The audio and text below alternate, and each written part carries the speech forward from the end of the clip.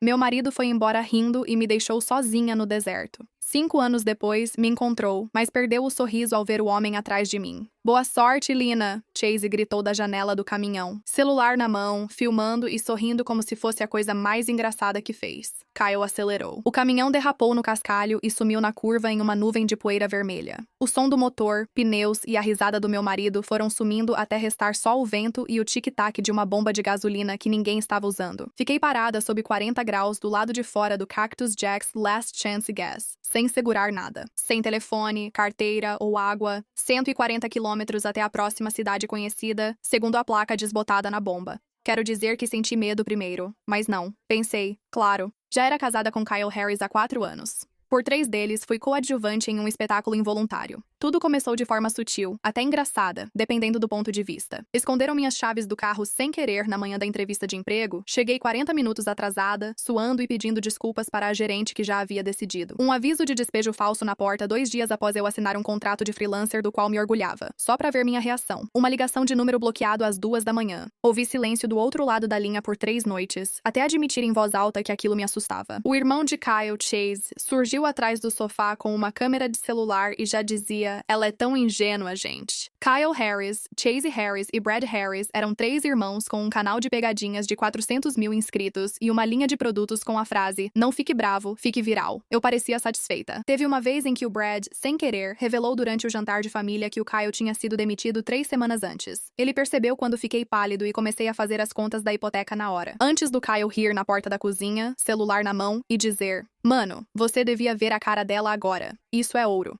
Depois vi que o vídeo teve 2,1 milhões de visualizações. A legenda era: esposa descobre que estamos falidos. Nós não estávamos falidos. O Kyle tinha recebido um aumento naquela mesma semana. Teve aquela vez em que cheguei em casa e encontrei meu armário completamente vazio. Cabides vazios, gavetas abertas, e fiquei 1 minuto na porta tentando me convencer de que tinham invadido a casa. Antes da risada do Chassi no porão, onde escondeu minhas roupas só pra ver minha reação, esse vídeo se chamava: a esposa do meu irmão acha que foi roubada. Ela é tão burra. Acompanhei os comentários por 1 semana. A maioria gostou de mim, mas os negativos ficaram na minha cabeça. Recebi uma ligação falsa de um número que imitava o antigo celular da minha mãe, desligado há 6 anos desde que ela morreu. Uma gravação de voz feminina sussurrava meu nome repetidamente, até eu ficar parada na cozinha, à meia-noite, tremendo tanto que deixei um copo cair. O Kyle me contou depois que o Brad tinha encontrado uma mensagem de voz antiga da minha mãe numa caixa que eu nem sabia que ele tinha mexido, recortou uma única sílaba de Lena dela, colocou em loop e adicionou um ruído branco por baixo. Ele achou que era o melhor trabalho dele até então. Perguntou se podia postar. Eu disse que não. Mesmo assim, ele postou uma versão. 6 semanas depois, ele distorceu e diminuiu o tom do áudio para preservar a privacidade. Toda vez, eu repetia para mim mesma as mesmas 3 coisas, na mesma ordem. É só uma brincadeira. Eles não querem dizer nada com isso. Seria pior transformar isso em um grande problema. O chão sob essas 3 frases ficava cada vez mais fino, mas eu permanecia ali, pois admitir que eu tinha construído uma vida sobre areia. Todo episódio terminava igual. Kyle me abraçava enquanto eu tremia, beijava minha têmpora diante da câmera e dizia: ela leva na esportiva. E eu sorria, pois a alternativa era ser a esposa sem humor nos comentários. Já sabia como a internet tratava mulheres que reclamavam. O deserto não representava um agravamento. Foi apenas a versão mais barulhenta de algo que ocorria silenciosamente há 3 anos. A decisão. Sentei na sombra do toldo do posto, numa cadeira de plástico rachada, e não chorei. Em vez disso, fiz uma lista mental. Sem celular, estava com eles. Pegaram de manhã, de brincadeira. Sem carteira, igual. Sem dinheiro. Não tinha pra quem ligar, pois todas as pessoas importantes foram apagadas da minha vida nos últimos 3 anos. Jantares desconfortáveis até sobrarem só eu e os irmãos Harris com seus 11 milhões de visualizações. Lembrei da tia May, com quem não falo desde meu casamento, quando ela me disse no banheiro da igreja: você não precisa casar só por medo de ficar sozinha aos 30. Depois disso, nunca mais falei com ela. Kyle não gostava dela. Naquela época, isso já era motivo suficiente para deixá-la ir em silêncio. Do mesmo jeito que deixei para trás minha colega de quarto da faculdade, meu antigo clube do livro, a academia que eu gostava. Um fio cortado de cada vez, até que todo o tecido de quem eu era se desfez sem que eu notasse o padrão. Minhas mãos ainda não tremiam. Isso viria depois. Foi no ônibus, no escuro, quando a adrenalina passou e meu corpo alcançou o que minha mente já tinha decidido. Ali, naquela Naquela sombra, eu só me sentia estranhamente, inquietantemente lúcida. Do jeito que imagino que as pessoas se sentem no segundo antes de pular em água gelada, quando a decisão já foi tomada e o corpo está simplesmente esperando permissão para seguir em frente. Lembrei da entrevista perdida por causa das chaves do carro escondidas. Lembrei do aviso de despejo que deixou minhas mãos dormentes por 4 horas até Chase surgir atrás das lixeiras gritando: "Te peguei!" Refleti sobre quantas vezes fingi levar tudo na esportiva diante da câmera, sem nunca receber nada além de mais testes por essas atuações. 87 milhas, sem telefone, dinheiro e pela primeira vez em 3 anos, também sem plateia. Sentada na cadeira de plástico, observando o calor no asfalto, tomei a única decisão que foi inteiramente minha em 3 anos. Não esperaria o caminhão voltar. Marcy chegou 20 minutos depois, numa minivan cor de poeira. Uma mulher de cerca de 50 anos desceu para abastecer, usava cardigan apesar do calor e exibia o cansaço de quem viveu décadas difíceis. Ela me olhou sentada, sem bolsa ou celular e não perguntou se eu estava perdida. Perguntou: "Você está em perigo?" Não se eu estava bem, nem se eu precisava de carona, só: "Você está em perigo?" Como se já soubesse a resposta. Eu disse que precisava sair dali, o que não era um sim, mas ela entendeu assim. Marcy Delgado fez um desvio de 4 horas para me levar sem pedir explicações. Ela me comprou um sanduíche de peru num posto de gasolina em uma cidade desconhecida e me deu $10 e um carregador de celular, como se já tivesse feito isso antes. "Não volte só porque a solidão assusta", ela disse olhando a estrada. Uma vez fiquei 4 anos a mais do que devia. Seu lado assustado mente dizendo que partir é arriscado. Não perguntei o que ela tinha deixado para trás, e ela não me perguntou o que eu tinha deixado para trás. Esse tipo de ajuda funciona assim. Em algum momento, por volta da 2ª hora, com o deserto se transformando em vegetação rasteira dos 2 lados da estrada, ela olhou para mim e disse, quase como se fosse uma conversa qualquer: "Você sabe que aqueles que filmam tudo são os piores. Meu ex não filmava nada. Ele só não queria testemunhas. O seu ao menos deixou um rastro, o que já é algo, mesmo sem parecer. Não contei a ela que estava certa sobre quem era o meu. Não foi preciso. Ela notou minha aliança de casamento, como ela brilhava quando eu pegava o cinto, mas nunca pediu que eu atirasse ou explicasse o motivo. Ela só me deixou ali com aquilo até passarmos de uma parada com uma máquina de vendas quebrada. No fim, tirei a aliança e coloquei no porta-copos, onde ficou batendo no plástico até o final da viagem. Ela disse que você não deve voltar para ele. Qualquer história que ele contar sobre esta noite é problema dele. O que você fizer agora é por sua conta. Pensei nessa frase mais vezes em 5 anos do que em quase tudo que já me disseram.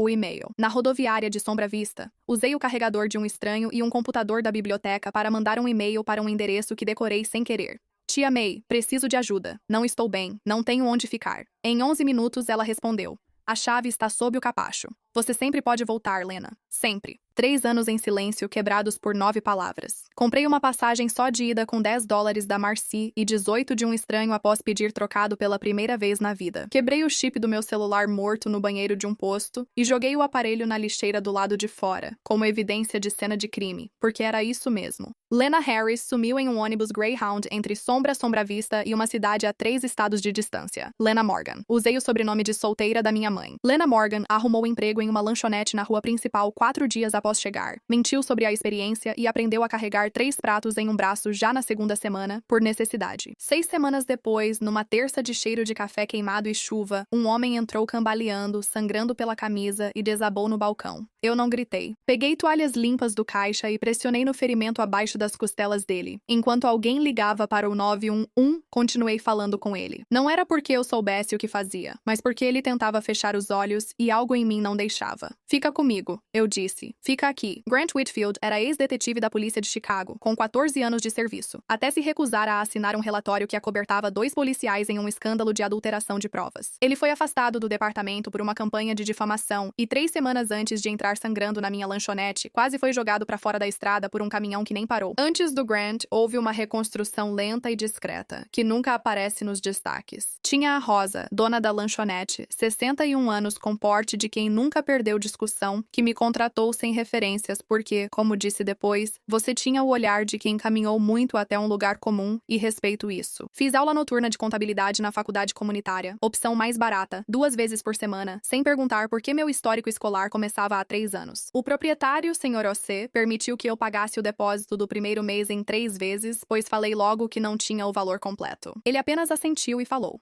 "As pessoas se reconstroem em ritmos diferentes. Por mim, tudo bem. Nada foi dramático." Nada disso teria ido parar em um canal de pegadinhas, mas foi o que me permitiu ainda estar de pé 6 semanas depois, quando um homem sangrando caiu no meu balcão e não hesitei antes de pegar as toalhas. Ele retornou à lanchonete 2 semanas após a alta, sempre na mesma cabine perto da janela, de frente para a porta. Não falamos sobre nossos passados por muito tempo. Há um reconhecimento que dispensa currículo. Terminei de fugir, ele disse numa noite de outubro, com um café frio intocado. E você? Percebi, sentada diante dele, que não estava me escondendo há meses, mas construindo algo. Uma vida com meu nome de verdade parcialmente recuperado, uma conta bancária com meu próprio dinheiro e um senhorio que me via como confiável, não apenas como esposa de alguém. Grant consertou o corrimão da varanda da casa alugada que consegui pagar. Ele instalou luzes com sensor de movimento ao longo da entrada da garagem sem que eu pedisse. E quando eu me assustei com a primeira acendendo, ele simplesmente disse: "Eu vou mudar de lugar." E mudou, sem me fazer explicar por que faróis no escuro faziam meu peito apertar. Ele não fica na sua frente, tia May me disse quando o conheceu, 2 dias de ação de graças depois.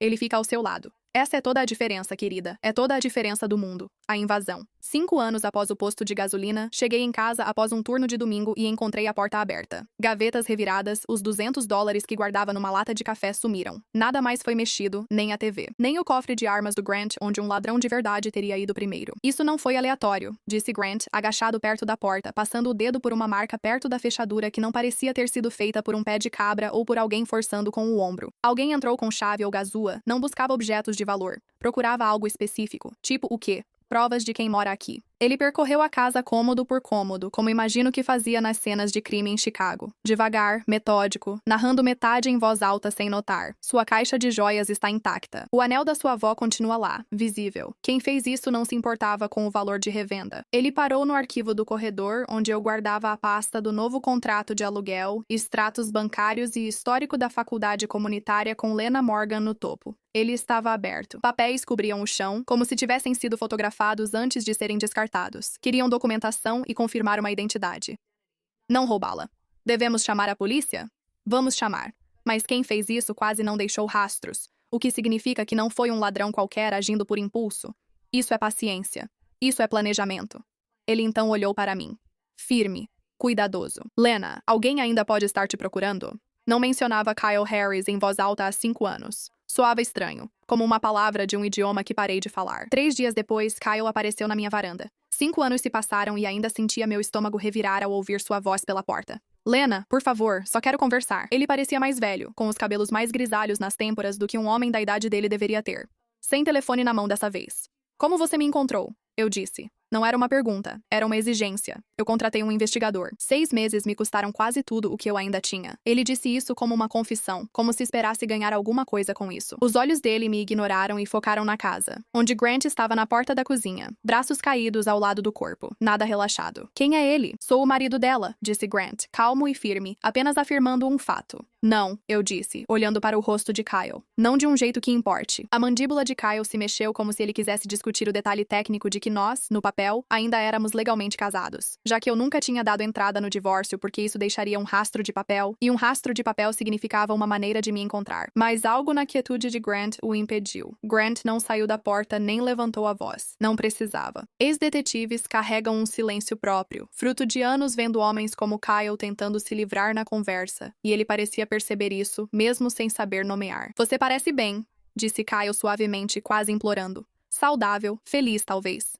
Eu tentava te imaginar em algum lugar, mas nunca conseguia. Nem feliz. Acho que parte de mim precisava que você não fosse. Eu disse que esse não era um problema meu. Nunca foi. Ele assentiu, olhando para os sapatos, e por um instante vi o garoto com quem me casei, não o homem que me deixou no Cactus Jacks. Com 26 anos nervoso no cartório, prometeu que nada me aconteceria. Deixei a lembrança passar. Ela não ficou. O que ele queria. Kyle contou que o vídeo do posto ressurgiu. 18 meses atrás, após Brad e Chase se gabarem dele no podcast, rindo sobre quando deixamos a esposa do Kyle no meio do nada e ela sumiu. Ninguém riu dessa vez. O vídeo se espalhou rápido e os patrocinadores desistiram em uma semana. Kyle perdeu o emprego de marketing após a receita de anúncios do canal acabar, pois um cliente reconheceu seu sobrenome em uma reunião e pesquisou o sobrenome no celular por baixo da mesa. Então foi por isso que você veio, eu disse, para salvar o que restou do seu nome. Não, a voz dele falhou nessa palavra. Brad e Chase fizeram de novo, há 6 semanas. Trancaram uma mulher em um prédio de escritórios durante a noite para um vídeo. Ela teve um ataque de pânico diante das câmeras. E eles continuaram filmando porque o ataque de pânico era o conteúdo. O promotor do condado está montando um caso por padrão de conduta. E a promotora assistente Renata Cole está à frente dele. Ela tem uma intimação para as imagens originais do posto e quer falar com você. Ele entregou um cartão. Renata Cole, promotora assistente, divisão criminal do condado. Se você testemunhar, pode ser suficiente para pará-los legalmente, não só envergonhá-los online. Peguei o cartão e fiquei em silêncio. Kyle ia embora, parou no portão sem olhar para trás e disse: "Se serve de alguma coisa, fico feliz que você tenha escapado de mim. Você merecia algo muito melhor do que eu te dei." Ele foi ao carro e partiu. Desta vez, vi tudo até ele sumir na curva, sem sentir nada se quebrar em mim. Reunindo as provas, liguei para o número do cartão na manhã seguinte. Renata Cole atendeu no segundo toque e, uma semana depois, eu já estava em reunião com ela e o detetive Marcos Álvares, há 11 anos no departamento do xerife, que ouviu a vítima mais recente. "Temos mais 3 mulheres prontas para depor", disse Renata Cole ao deslizar uma pasta. "Mas seu caso é o mais antigo documentado e tem a evidência em vídeo mais clara. Chase Harris divulgou publicamente o vídeo do posto, então não precisamos de mandado para usá-lo. É a prova A. Grant esteve comigo em todas as reuniões, mas não falou por mim. Ele apenas garantiu que eu nunca mais ficasse sozinha com advogados desconhecidos, como na cadeira de plástico 5 anos atrás." A detetive Alvarez analisou o vídeo do posto quadro a quadro e cruzou o horário com dados da torre de celular. Os registros do antigo telefone de Kyle, solicitados pelo escritório do Cole, mostraram que ele estava a 115 quilômetros a leste do Cactus Jacks quando o vídeo foi postado. Ou seja, ele dirigiu por mais de 1 hora após me abandonar, antes que alguém checasse minha segurança.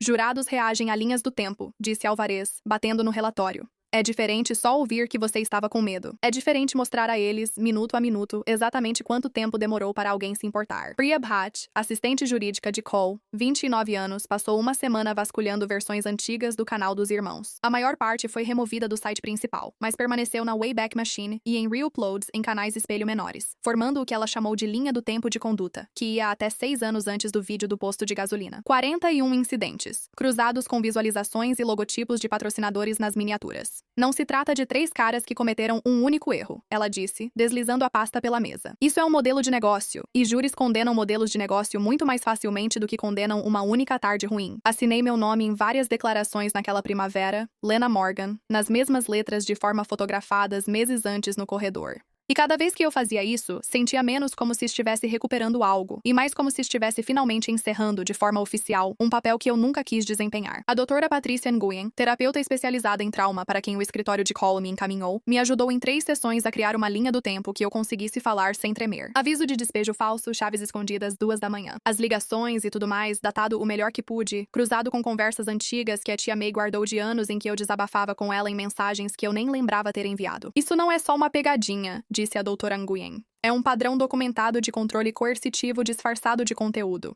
O tribunal e você precisam ver assim." Na véspera do julgamento, não dormi. Sentei na varanda, sob a luz com o sensor do Grant, e pela primeira vez, ela não me assustou ao acender. Era só luz, cumprindo sua função. O banco das testemunhas. 4 meses depois de Kyle ter ficado na minha varanda, eu sentei em um tribunal usando um blazer azul marinho que a tia May tinha comprado para mim e olhei diretamente para o outro lado da sala, para Brad e Chase Harris. Sem câmeras ou risadas, nenhum dos dois tinha mais confiança. Chase olhava fixo para a mesa da defesa, enquanto Brad balançava a perna sem parar. "Senhorita Morgan", a promotora corrigiu-se, "pode descrever o ocorrido no posto Cactus Jack's Last Chance Gas na data mencionada?" Falei sobre o calor, a estrada vazia, o instante em que percebi que não tinha mais nada e que ninguém voltaria para me buscar, e como aquele momento pareceu menos um fim e mais a primeira coisa verdadeira que me acontecia em anos. "Eles nunca mostram o que vem depois", eu disse, surpreso pela firmeza da minha voz. "Os pesadelos, a confiança que não retorna igual. Chamam isso de conteúdo. Chamo isso de crueldade sorrindo para a câmera." Falei sobre as 6 semanas que precisei para parar de estremecer sempre que um motor de carro ficava ligado perto de onde eu morava. Falei sobre o primeiro ano em que não conseguia dormir com a porta fechada, pois ela passou a significar emboscada, não privacidade. Contei a eles sobre ficar na minha própria cozinha à meia-noite, ouvindo uma gravação da voz da minha mãe falecida repetida até se tornar algo irreconhecível, e como por meses depois disso, eu não conseguia ouvir meu próprio nome sendo dito suavemente sem que meu corpo inteiro ficasse gelado. O advogado de defesa tentou uma vez sugerir que eu estava exagerando para ganhar simpatia, e eu olhei para ele e disse: "Eu nunca precisei de ajuda para exagerar o que aconteceu comigo. As imagens existem. Seus clientes mesmos fizeram o upload." Cole nem precisou contestar. Vi 2 jurados anotando.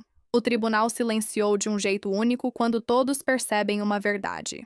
Kyle estava na galeria, o que me surpreendeu. Ele não filmava nada. Ele chorava silenciosamente, como quem percebe seu papel no ocorrido. 3 dias depois, o júri voltou com o veredito. Culpados. Todas as acusações. cárcere privado, exposição a perigo, e por que a equipe de Cole construiu tão bem o caso de padrão de conduta? Uma acusação de perseguição relacionada ao uso das imagens minhas por anos depois que eu saí, sem meu consentimento e para lucro. O canal deles foi desmonetizado em 72 horas. Os 2 últimos patrocinadores que permaneceram após o escândalo anterior saíram publicamente com declarações. Na semana seguinte, o canal que expôs meus piores momentos para 11 milhões de visualizações sumiu. Kyle não foi acusado. Ele não filmou o incidente no escritório nem participou dos anos de crueldade monetizada da mesma forma que os irmãos, mas sentia que seu nome carregaria o peso deles para sempre, em qualquer sala onde fosse pesquisado no Google. Renata Cole me ligou 2 semanas após a sentença para dizer que Brad pegou 4 anos, Chase 3 anos e meio, e ambos foram obrigados a pagar indenização. Para mim, para a mulher trancada a noite toda no prédio comercial, e para outras 2 ex-colegas de elenco dos vídeos deles que se manifestaram quando o julgamento virou manchete. Nada disso será desfeito, disse Cole, mas é o máximo que a lei pode fazer atualmente contra pessoas que transformam crueldade em fonte de renda, e nós garantimos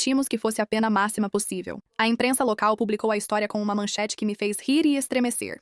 Noiva fugitiva depõe contra irmãos das pegadinhas virais. Apesar do sensacionalismo dos tabloides, a reportagem foi justa, cuidadosa e detalhada. Uma repórter chamada Diane Okafor passou 3 horas me entrevistando para uma matéria de acompanhamento. E, ao contrário de quase todo mundo que já apontou uma câmera para a minha vida, me enviou o artigo finalizado antes de ser publicado e perguntou se havia algo que eu gostaria de mudar. Não havia. Pela primeira vez, minha história estava sendo contada do jeito que eu mesma contaria. Saí do tribunal de mãos dadas com Grant. E, pela primeira vez em 5 anos, não olhei por cima do ombro nenhuma vez. Não por medo de ver algo me seguindo, mas porque finalmente não havia mais nada ali que valesse a pena procurar. Epílogo. 1 ano depois, a lanchonete da rua principal continua lá. Algumas manhãs tem cheiro de café queimado. Sigo trabalhando 2 turnos por semana, mais pelos clientes de sempre do que porque eu precise mais do dinheiro. Grant e eu nos casamos em abril no quintal de casa, com tia May chorando durante toda a cerimônia de 5 minutos e Marcy, a mulher da minivan que eu localizei 2 anos atrás, só para agradecer, ao lado dela com seu cardigan, mesmo com quase 30 graus. Às vezes lembro da cadeira de plástico fora do Cactus Jack's Last Chance e de mim decidindo pela primeira vez que valia mais do que ser motivo de piada. Marcy ainda me liga todo ano no aniversário daquele dia só para ouvir minha voz e saber que estou bem. Ano passado, ela disse que começou a fazer voluntariado em um abrigo a 2 cidades dali, levando mulheres para onde precisavam ir nos fins de semana, como me levou, e falou algo que penso até hoje. Acho que todo mundo que já foi deixado em algum lugar sem nada, eventualmente precisa decidir se essa é a história que define quem são, ou apenas o capítulo em que tudo mudou. A casa da tia May, que agora é minha casa, tecnicamente, já que ela passou para o meu nome na primavera passada, rindo e dizendo que estava cansada de pagar imposto de propriedade de um lugar que eu claramente amava mais do que ela, ainda tem a chave debaixo do capacho. Mesmo eu tendo minha própria cópia no chaveiro no meu bolso todos os dias. Eu nunca mudei isso. Algumas portas eu acho valem a pena ser deixadas abertas de propósito.